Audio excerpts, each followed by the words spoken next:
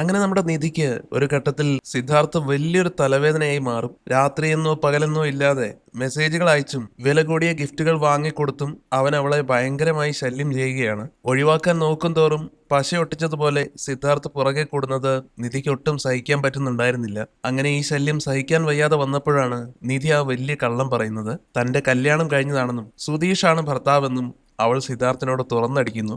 ഇത് കേട്ടതും സിദ്ധാർത്ഥും ശരിക്കും ഷോക്ക്ഡ് ആവുന്നുണ്ട്. അവനത് വിശ്വസിക്കാതെ നിന്നപ്പോ ആ വെഡ്ഡിംഗ് റിസപ്ഷന്റെ ഫോട്ടോസ് കൂടെ നിധി അവന് ഫോണിൽ കാണിച്ചു കൊടുത്തു. പക്ഷെ ആ കള്ളം അധിക നാള് മുന്നോട്ട് പോയില്ല. സുഭാഷിൽ നിന്നാണ് നിധിയുടെയും സുധീഷിന്റെയും കല്യാണം എങ്ങനെയാണ് കഴിഞ്ഞതെന്ന കാര്യം സിദ്ധാർത്ഥ് ചോർത്തിയെടുത്തത്. പോലീസ് സ്റ്റേഷനിൽ വെച്ച് നടന്ന വെറും ഒരു ചടങ്ങ് മാത്രമായിരുന്നു അതെന്നും നാട്ടുകാരെ കാണിക്കാൻ വേണ്ടി മാത്രമാണ് അവർ ഒന്നിച്ച് ജീവിക്കുന്നതെന്നും അവൻ മനസ്സിലാക്കി. മാത്രമല്ല അവരിപ്പോൾ ഡിവോഴ്സിന് അപ്ലൈ ചെയ്തിരിക്കുകയാണെന്നുകൂടെ അറിഞ്ഞതോടെ സിദ്ധാർത്ഥിന്റെ മനസ്സിൽ വീണ്ടും ലഡ്ഡു പൊട്ടി. ഉടനെ തന്നെ അവൻ നിധിയുടെ അടുത്ത് വന്ന് തനിക്ക് വിവാഹം കഴിക്കാൻ താല്പര്യമുണ്ടെന്ന കാര്യം അറിയിക്കുന്നു. ഇത് കേട്ട് നല്ല ദേഷ്യത്തിൽ അവിടെ നിന്ന് ഇറങ്ങിപ്പോയ നിധി നേരെ സുധീഷിനോടും വീട്ടിലുള്ളവരോടും ഈ വിവരം പറയുകയാണ്.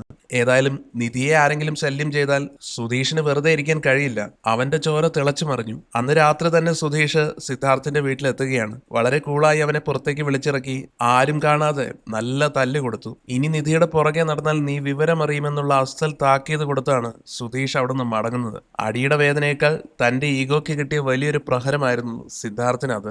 എന്തായാലും അതിനുശേഷം അവിടെ തുടർന്ന് ഒട്ടും ശരിയല്ലെന്ന് മനസ്സിലാക്കിയ നിധിയാകട്ടെ ആ ഓഫീസിലിരുന്ന് തന്നെ മറ്റ് കമ്പനികളിലേക്ക് ജോലി നോക്കാൻ തുടങ്ങി. ഇതറിഞ്ഞ സിദ്ധാർത്ഥ അവളെ ക്യാബിനിലേക്ക് വിളിപ്പിച്ച് നിധി വേറെ ജോലി അന്വേഷിക്കുന്നുണ്ടോ എന്ന് ചോദിക്കുകയാണ്. ഈ ഫീൽഡിൽ എനിക്ക് വലിയ സ്വാധീനമുണ്ട്. എന്റെ കമ്പനിയിൽ ഇരുന്ന് പുറത്ത് ജോലി നോക്കിയാൽ ഞാൻ അറിയില്ലെന്ന് വിചാരിച്ചോ? അങ്ങനെ സിദ്ധാർത്ഥ ചോദിച്ചപ്പോൾ അതെ, ഞാൻ ജോലി നോക്കുന്നുണ്ടെന്ന് നിധി പച്ചയ്ക്ക് മറുപടി കൊടുത്തു. അവളുടെ ആ ബോൾഡായ മറുപടി സിദ്ധാർത്ഥിനെ ശരിക്കും ദേഷ്യം പിടിപ്പിക്കുകയാണ്. ഒരു ഫ്രഷറായ നിനക്ക് പാവം തോന്നി ജോലി തന്ന എന്റെ തെറ്റ്. എക്സ്പീരിയൻസ് ഇല്ലാത്ത നിന്നെ ഇനി ആര് ജോലിക്ക് എടുക്കുമെന്നൊക്കെ പറഞ്ഞ് സിദ്ധാർത്ഥ് നിധിയെ കുറച്ച് കാണിക്കാൻ തുടങ്ങി. എന്നാൽ ഇവിടുത്തെ സിറ്റുവേഷൻ ഒട്ടും സേഫ് അല്ലാത്തത് കൊണ്ടാണ് ഞാൻ പോകുന്നതെന്ന് നിധി തിരിച്ചു പറയുകയാണ്. സിദ്ധാർത്ഥ ആണെങ്കിൽ തന്റെ ഭാഗത്തെ തെറ്റ് മറയ്ക്കാൻ വേണ്ടി കമ്പനിയുടെ റൂൾസും നിയമങ്ങളും പറഞ്ഞ് നിധിയെ പേടിപ്പിക്കാൻ നോക്കുകയും ചെയ്യുന്നു. ഒരു വർഷം തികയാതെ പോയാൽ നിനക്ക് ഞാൻ എക്സ്പീരിയൻസ് സർട്ടിഫിക്കറ്റ് തരില്ല, നീ ചെയ്ത പ്രോജക്റ്റിന്റെ ക്രെഡിറ്റും തരില്ല എന്ന് സിദ്ധാർത്ഥ ഭീഷണിപ്പെടുത്തുകയാണ്. പക്ഷെ അത് കേട്ട് നിധിയാകട്ടെ അതിന് നിങ്ങളാണോ വർക്ക് എത്തിക്സിനെ പറ്റി സംസാരിക്കുന്നത്? സ്വന്തം സ്റ്റാഫിനോട് എങ്ങനെ പെരുമാറണമെന്ന്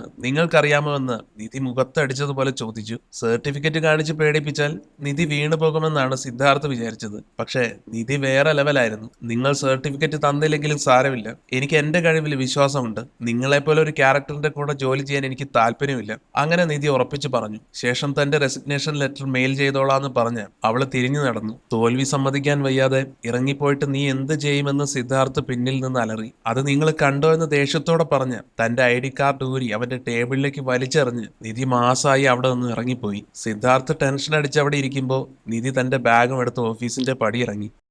അതിനുശേഷം കരഞ്ഞു കലങ്ങിയ കണ്ണുകളോടെ റോഡ് സൈഡിലൂടെ നടന്നു പോകുന്ന നിധിയുടെ മുന്നിലേക്ക് കറക്റ്റ് സമയത്ത് സുധീഷിന്റെ കാറ് വന്ന് നിൽക്കുകയാണ്. നിധിയെ തന്റെ വണ്ടിയിലേക്ക് കയറ്റിയതിനു ശേഷം സുധീഷ് പറയുകയാണ്, വരുന്ന വഴിക്ക് നല്ല ട്രാഫിക് ഉണ്ടായിരുന്നു. അല്ല, നിധി എന്താണ് ഇത്രയും പെട്ടെന്ന് ഓഫീസിൽ നിന്ന് ഇറങ്ങിയത്? ഹാഫ് ഡേ ലീവ് ആണോ എന്ന് സുധീഷ് ചോദിച്ചപ്പോ നിധിയാണെങ്കിൽ ഒന്നും മിണ്ടുന്നില്ല. തുടർന്ന് സുധീഷ് പറയുന്നുണ്ട്, നിധി, ഇന്ന് എനിക്ക് ശരിക്കും ശ്വാസം വിടാൻ പോലും സമയമുണ്ടായിരുന്നില്ല. വണ്ടിയിൽ നിന്ന് ഇറങ്ങാൻ പോലും പറ്റാത്തത്ര ഓട്ടമായിരുന്നു. ഒരു ട്രിപ്പ് കഴിയുമ്പോൾ അടുത്തത്. ഫോൺ പോലും നോക്കാൻ പറ്റിയില്ല. ഒടുവിൽ ഫോൺ ബെൽ അടിച്ചപ്പോ നിധിയുടെ പേര് കണ്ട എനിക്ക് ശരിക്കും സന്തോഷം തോന്നി. എന്നാൽ സുധീഷിന്റെ വാക്കുകളൊന്നും അവളുടെ കാതിലേക്ക് കയറുന്നുണ്ടായിരുന്നില്ല. നിധി പുറത്തെ കാഴ്ചകളിലേക്ക് നോക്കി വലിയ വിഷമത്തിൽ ഇരിക്കുകയായിരുന്നു. ആ സമയത്ത് നിധിയുടെ തോളിൽ തട്ടി ആശ്വസിപ്പിച്ചുകൊണ്ട് സുധീഷ് ചോദിച്ചു, നിധി എന്ത് പറ്റി? എന്താണ് ഇങ്ങനെ മൊത്തത്തിൽ ഡൗൺ ആയിട്ടിരിക്കുന്നത്? അങ്ങനെ മനസ്സിലെ സങ്കടം ഉള്ളിലൊതുക്കി നിധി പതുക്കെ പറയുകയാണ് സുധീഷിനോട്, സുധീഷേ, എനിക്കൊരു ചായ വേണം. ഓ, അത്രേ ഉള്ളൂ, ഞാൻ ഇപ്പൊ വാങ്ങിത്തരാന്ന് പറഞ്ഞ് സുധീഷ് വണ്ടി റോഡരികിലേക്ക് ഒതുക്കി നിർത്തി. നിധി ഇവിടെ തന്നെ ഇരുന്നുള്ളൂ, ഞാൻ പോയി ചായ വാങ്ങി വരാം. സുധീഷ് പോയ ആ നിമിഷങ്ങളിൽ നിധിയുടെ മനസ്സിലേക്ക് സിദ്ധാർത്ഥിന്റെ ക്രൂരമായ വാക്കുകൾ കടന്നു വന്നു. ഒരു മുൾമന പോലെ ആ ഓർമ്മകൾ അവളെ വേദനിപ്പിച്ചു. നിധി ഇപ്പൊ ഈ ജോലി വേണ്ടെന്ന് വെച്ച് പോയാൽ നിനക്ക് എക്സ്പീരിയൻസ് സർട്ടിഫിക്കറ്റ് കിട്ടില്ല. നീ ചെയ്ത പ്രോജക്റ്റുകളൊന്നും നിന്റെ പ്രൊഫൈലിൽ കാണിക്കാനും ഞാൻ സമ്മതിക്കില്ല. ഞാൻ സൈൻ ചെയ്താൽ മാത്രമല്ലേ നിനക്ക് അനുഭവ സമ്പത്ത് ഉണ്ടാവൂ. ഇല്ലെങ്കിൽ നീ അടുത്ത കമ്പനിയിലും വെറും ഒരു ഫ്രഷർ ആയിരിക്കും. സിദ്ധാർത്ഥിന്റെ ഈ ഭീഷണി നിധിയുടെ കാതുകളിൽ മുഴങ്ങിക്കൊണ്ടേയിരുന്നു. കരിയർ തകർക്കുമെന്ന അയാളുടെ വാശി അവളെ തളർത്തിക്കളഞ്ഞു.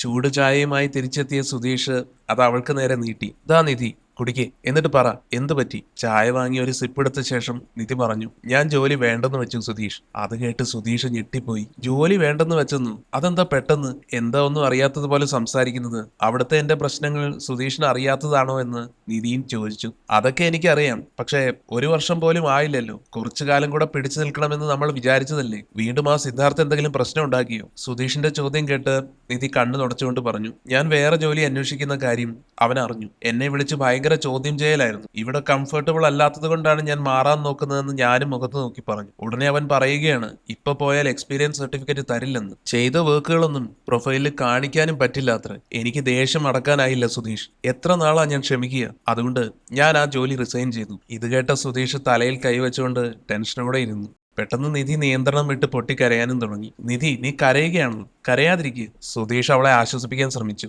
ഈ ജോലി പോയാൽ നമുക്ക് വേറെ ജോലി കിട്ടുമെന്നും പറഞ്ഞു. പക്ഷേ നിധി പറയുകയാണ്, എനിക്ക് വലിയ വിഷമമുണ്ട് സുധീഷ്. ആ സിദ്ധാർത്ഥ് എന്നോട് മര്യാദയ്ക്ക് പെരുമാറിയിരുന്നെങ്കിൽ ഞാൻ അവിടെ തന്നെ തുടർന്നേനെ. എനിക്ക് ആ ജോലി അത്രയ്ക്ക് ഇഷ്ടമായിരുന്നു. വലിയ വലിയ പ്രോജക്റ്റുകളാണ് ഞാൻ ചെയ്തുകൊണ്ടിരുന്നത്. പക്ഷേ അവന്റെ പേഴ്സണൽ കാരണങ്ങൾ കൊണ്ട് എനിക്ക് ജോലി വിടേണ്ടി വന്നു. ഒരു ബാക്കപ്പ് പോലും ഇല്ലാതെയാണ് ഞാൻ ഇന്ന് ഇറങ്ങി വന്നത്. നാളെ മുതൽ എനിക്ക് ജോലിയില്ല സുധീഷ്. ഞാൻ ഇനി എന്താ ചെയ്യുക? നിധിയുടെ കണ്ണീര് കണ്ട് സുധീഷിന്റെ കണ്ണുകളും നിറഞ്ഞു. എങ്കിലും അവളുടെ തോളിൽ കൈ ചേർത്ത് പിടിച്ചുകൊണ്ട് ആത്മവിശ്വാസത്തോടെ പറഞ്ഞു, നിധി, നീ സങ്കടപ്പെടരുത്. നിന്റെ കഴിവിന് ഈ കമ്പനി അല്ലെങ്കിൽ ഇതിനേക്കാൾ വലിയ മികച്ചൊരു സ്ഥാപനത്തിൽ നിനക്ക് ജോലി കിട്ടും. നീ തളർന്നു പോകരുത്, ഞാൻ കൂടെയുണ്ട്. ഇതും പറഞ്ഞ് സുധീഷ് കണ്ണു തുടയ്ക്കുന്നത് പെട്ടെന്ന് ശ്രദ്ധിക്കുന്ന നിധി സുധീഷിനോടായിട്ട് ചോദിക്കുകയാണ്, സുധീഷ്, നീയും കരയുകയാണോ? പിന്നെ കൂടപ്പിറപ്പിനെ പോലെ കാണുന്ന നീ ഇങ്ങനെ തളരുമ്പോൾ എനിക്ക് നോക്കി നിൽക്കാൻ പറ്റുമോ നിധി? ഇതും പറഞ്ഞ് സുധീഷ് പതുക്കെ ചിരിച്ചുകൊണ്ട് കണ്ണീര് തുടച്ചു. എന്നിട്ട് പറയുകയാണ്, അതേ നോക്കിക്കേ, ഈ ഒരൊറ്റ ജോലി പോയാൽ ലോകമൊന്നും അവസാനിക്കില്ല. നീ എത്രത്തോളം മിടുക്കിയാണെന്ന് നിനക്കറിയില്ലെങ്കിലും ആ സിദ്ധാർത്ഥിന് നന്നായിട്ട് അറിയാം. അതുകൊണ്ടല്ലേ വലിയ പ്രോജക്റ്റുകളെല്ലാം നിന്നെ വിശ്വസിച്ച് ഏൽപ്പിച്ചത്. കയ്യിൽ ടാലന്റ് ഉള്ളവർക്ക് എവിടെ പോയാലും ജീവിക്കാം. കൂടെയുള്ളവരോട് എങ്ങനെ പെരുമാറണമെന്ന് ആ സംസ്കാരമില്ലാത്തവൻ അറിയില്ല. ഒരു കമ്പനി നടത്താൻ ലെവലേശം യോഗ്യതയില്ലാത്ത അവൻ ഇത്രയും വളർന്നെങ്കിൽ നിനക്ക് ഇതിലും മികച്ചൊരു കരിയർ കിട്ടുമെന്ന് ഉറപ്പാണ് നിധി. എന്നെ നോക്ക്, എനിക്ക് ഈ വണ്ടി ഓടിക്കലല്ലാതെ വേറെ എന്തറിയാം? എന്നിട്ട് ഞാൻ ജീവിക്കുന്നില്ലേ? നിന്റെ അച്ഛന്റെ കാര്യം എടുത്താലോ, പുള്ളിക്കും വലിയ വിദ്യാഭ്യാസം ഉണ്ടായിട്ടാണ് ഇത്രയും ബിസിനസ്സുകൾ വിജയകരമായിട്ട് നടത്തുന്നത്. എന്നാൽ അത് കേട്ട് നിധി അവനെ ദേഷ്യത്തോടെ ഒന്ന് തുറിച്ചു നോക്കി. സുധീഷ് പെട്ടെന്ന് കൈമലർത്തിക്കൊണ്ട് പറഞ്ഞു, ശരി, അച്ഛന്റെ കാര്യം വിട്ടേക്ക്. നിനക്കൊരു ആലോചന വന്നല്ലോ, ആ ഓസ്ട്രേലിയയിലെ കങ്കാരുവിന്റെ, സൂര്യയുടെ. അവനൊക്കെ എങ്ങനെ വിസ കിട്ടിയെന്ന് ദൈവത്തിന് പോലും അറിയില്ല. അങ്ങനെയുള്ള മണ്ടന്മാർക്കൊക്കെ അവിടെ ജോലി കിട്ടാമെങ്കിൽ നിനക്ക് കിട്ടാതിരിക്കുവോ? ഏതായാലും നിതീഷിന്റെ ഈ കൗണ്ടർ കേട്ട് നിധിയുടെ ചുണ്ടിൽ ഒരു ചെറിയ പുഞ്ചിരി വിരിഞ്ഞു. അത് കണ്ടിട്ട് സുധീഷും പറയുകയാണ്, ആ, അങ്ങനെ ചിരിക്കും. ഇത്രയേ ഉള്ളൂ നിധി. ജീവിതത്തിൽ ഇതുപോലെ പല പ്രശ്നങ്ങളും വരും. അതൊക്കെ ചാടി കടന്നാലേ വലിയ നിലയിൽ എത്താൻ പറ്റൂ എന്ന് സുധീഷ് ഇങ്ങനെ ആശ്വസിപ്പിക്കുകയാണ്. നിധിയാണെങ്കിൽ സുധീഷിനോട് പറയുന്നുണ്ട്, സുധീഷേ, നീ വീണ്ടും സിദ്ധാർത്ഥിന്റെ അടുത്ത് പോയി പ്രശ്നമൊന്നും ഉണ്ടാക്കരുത്. അവന് കൊടുക്കാനുള്ള മറുപടി ഞാൻ കൊടുത്തിട്ടുണ്ട്. ഞാനൊന്നും ചെയ്യാൻ പോകുന്നില്ലപ്പാ. നീ ഇങ്ങനെ ഹാപ്പി ആയിട്ട് ഇരുന്നാൽ മതി. ചായ കുടിക്കുന്നു പറഞ്ഞ് സുധീഷ് സ്നേഹത്തോടെ അവളെ നോക്കി പുഞ്ചിരിച്ചു. കാറ് പതുക്കെ മുന്നോട്ട് നീങ്ങി. നിധിയോട് അങ്ങനെ പറഞ്ഞെങ്കിലും സുധീഷ് അത് അവിടെ വിടാൻ ഭാവമില്ലായിരുന്നു. അന്ന് രാത്രി സിദ്ധാർത്ഥ് തന്റെ ലക്ഷറി കാറിലേക്ക് കയറിയതും മിന്നൽ വേഗത്തിൽ സുധീഷ് ഓടി വന്ന് ഫ്രണ്ട് സീറ്റിലേക്ക് കയറിയിരുന്നു. പെട്ടെന്നുള്ള വരവ് കണ്ട് സിദ്ധാർത്ഥ് ആകെ ഞെട്ടി. ഒപ്പം ദേഷ്യവും വന്നു. ആരാടാ നീ? എന്തിനാ എന്റെ വണ്ടിയിൽ കയറിയത്? ഇറങ്ങടാ പുറത്തുനിന്ന് ആക്രോശിച്ചപ്പോ. ഞാൻ ഇറങ്ങാം, അതിനു മുമ്പ് കുറച്ച് കാര്യങ്ങൾ എനിക്ക് സംസാരിക്കാനുണ്ട്. ഇങ്ങനെ പറഞ്ഞ് സുധീഷ് ആ വണ്ടിയുടെ കീ ഒരു കയ്യിലെടുത്തു. നീ എന്തിനാ വണ്ടി ഓഫ് ചെയ്തത്?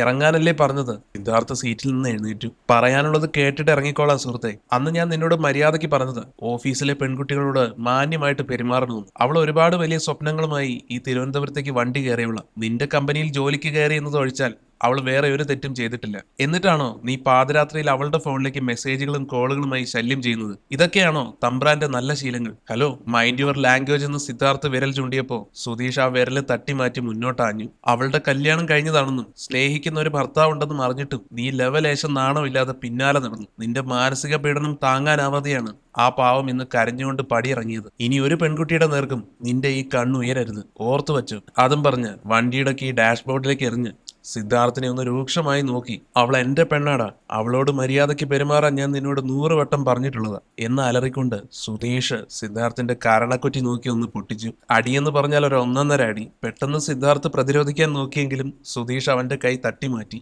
എന്താടാ എന്നെ തിരിച്ചു തല്ലാൻ നോക്കുന്നു? മോനെ സിദ്ധാർത്ഥെ, കളി എന്നോട് വേണ്ട. നീ ഇവിടെ തോറ്റ് തൊപ്പിടുകയുള്ളൂ. നേരത്തെ നിന്റെ ഓഫീസിൽ വന്ന് തല്ലിയപ്പോ എനിക്ക് ചെറിയൊരു ടെൻഷൻ ഉണ്ടായിരുന്നു. പക്ഷേ ഇപ്പൊ എനിക്ക് യാതൊരു പേടിയുമില്ല. നിന്നെ എന്ത് ചെയ്യാനും എനിക്കറിയാം. ഇതൊക്കെ കേട്ട് സിദ്ധാർത്ഥ് ദേഷ്യത്തോടെ നോക്കിയതും എന്താടാ നോക്കി പേടിപ്പിക്കുന്നു അങ്ങനെ ചോദിച്ച സുധീഷ് വീണ്ടും അവന്റെ മുഖത്തിട്ട് 2 പെടകൂടെ കൊടുത്തു. അടിയുടെ ആഘാതത്തിൽ സിദ്ധാർത്ഥിന്റെ മൂക്കിൽ നിന്നും ചോര ഒലിക്കാൻ തുടങ്ങി. അത് കണ്ടതും സുധീഷ് പരിഹാസത്തോടെ ചോദിച്ചു, അയ്യോ ചോര വരുന്നുണ്ടല്ലോ, എന്റെ ഭാര്യയെ മാനസികമായി പീഡിപ്പിച്ചപ്പോ നിനക്ക് ഇതൊന്നും തോന്നിയില്ലല്ലോ, ഇതിപ്പോ കുറച്ച് ചോര പോയാലും ഒരു കുഴപ്പവുമില്ല. സിദ്ധാർത്ഥ ആണെങ്കിൽ ദേഷ്യത്തോടെ എന്തോ മിണ്ടാനാഞ്ഞപ്പോഴും സുധീഷ് അവനെ നിർത്തി പൊരിക്കുകയാണ് ചെയ്തത്. ഇനി ഒരു അക്ഷരം നീ മിണ്ടരുത്. ഇപ്പോഴാണ് എന്റെ മനസ്സിനൊരു സമാധാനം കിട്ടിയത്. നിനക്കിനി എന്ത് വേണമെങ്കിലും ചെയ്യാം. കേസ് കൊടുക്കണോ നിനക്ക്?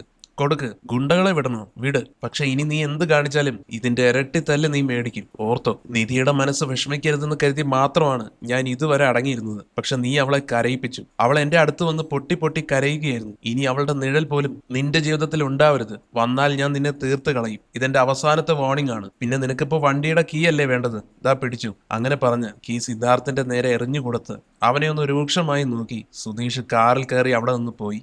അതിനുശേഷം സിദ്ധാർത്ഥിന്റെ കമ്പനിയിലെ ജോലിയെല്ലാം നഷ്ടപ്പെട്ട് നിധി ഇപ്പോൾ പുതിയൊരു ജോലിക്കായി പലയിടത്തും കയറി ഇറങ്ങി ശ്രമിക്കുന്നുണ്ട്. അങ്ങനെ ഒരു ദിവസം ഇന്റർവ്യൂ കഴിഞ്ഞ് നിധി തിരികെ എത്തിയപ്പോൾ ക്ഷീണം കൊണ്ട് കാറിൽ കിടന്നുറങ്ങുകയായിരുന്നു സുധീഷ്. സുധീഷിനെ ഉണർത്തുന്ന നിധി തനിക്ക് ജോലി കിട്ടിയില്ലെന്ന സങ്കടം പങ്കുവച്ചു. എക്സ്പീരിയൻസ് സർട്ടിഫിക്കറ്റ് ഇല്ലാത്തതാണ് പ്രശ്നമെന്ന് പറഞ്ഞപ്പോൾ സുധീഷ് നിധിയെ ആശ്വസിപ്പിക്കുകയും അവളുടെ മൂഡ് മാറ്റാനായി മുൻകൂട്ടി കരുതിയ ഒരു ചോക്ലേറ്റ് സമ്മാനിക്കുകയും ചെയ്തു. എന്നാൽ അവർ കാറിൽ മടങ്ങുന്നതിനിടയിലാണ് ദിവ്യയുടെ കോള് വരുന്നത്. ജോലി നഷ്ടപ്പെട്ട സങ്കടത്തിലിരുന്ന നിധിയോട് അടിയന്തരമായിട്ട് നേരിട്ട് കാണണമെന്ന് ദിവ്യ ആവശ്യപ്പെടുകയാണ്. ഒട്ടും മടിക്കാതെ സുധീഷ് വണ്ടി ദിവ്യ അയച്ച ലൊക്കേഷനിലേക്ക് തിരിച്ചു. നിധിയുടെ മുഖത്ത് വീണ്ടും ചിരി പടർന്നത് കണ്ടപ്പോൾ സുധീഷിനത് വല്ലാത്ത ആശ്വാസമായി. വഴിയിലുടനീളം തന്റെ പഴയ ഡിസൈനുകളുടെ ക്രെഡിറ്റ് സിദ്ധാർത്ഥ് തട്ടിയെടുത്തതിനെ ഓർത്ത് നിധി സങ്കടപ്പെട്ടെങ്കിലും വലിയ അവസരങ്ങൾ അവളെ തേടി വരുമെന്ന് പറഞ്ഞ് സുധീഷ് ധൈര്യം നൽകി. ദിവ്യയും തന്റെ പഴയ ജോലി രാജിവെച്ച് കൂട്ടുകാർക്കൊപ്പം പുതിയൊരു സ്റ്റാർട്ടപ്പ് കമ്പനി തുടങ്ങാൻ പ്ലാൻ ചെയ്യുന്ന കാര്യം അവർ സംസാരിച്ചു.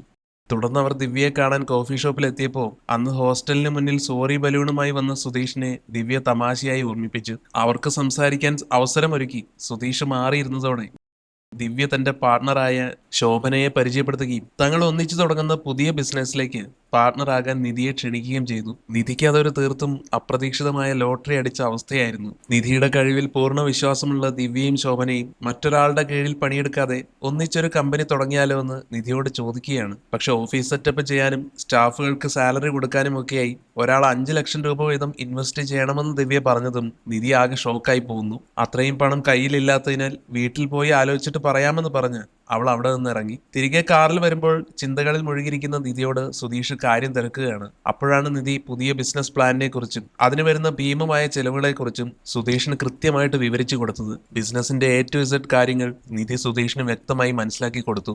എന്തായാലും അതിനുശേഷം കാര്യങ്ങളെല്ലാം കിളിക്കൂടിലുള്ളവർ അറിഞ്ഞപ്പോൾ നിധിക്ക് വേണ്ടി വീട് പണയം വെച്ച് 5 ലക്ഷം രൂപ കണ്ടെത്താൻ തന്നെ അവർ തീരുമാനിക്കുകയാണ്. എന്നാൽ ഇതറിഞ്ഞ് അവിടെ എത്തിയ നീതുവിന് ഉള്ളിൽ ചെറിയൊരു അസൂയ മുട്ടിട്ടു. ഈ വീട്ടിൽ എന്ത് വന്നാലും എല്ലാവർക്കും നിധിയോട് മാത്രമാണ് സ്നേഹം, എന്നെ ആരും വില വയ്ക്കുന്നില്ലല്ലോ എന്നായിരുന്നു നീതുവിന്റെ സങ്കടം.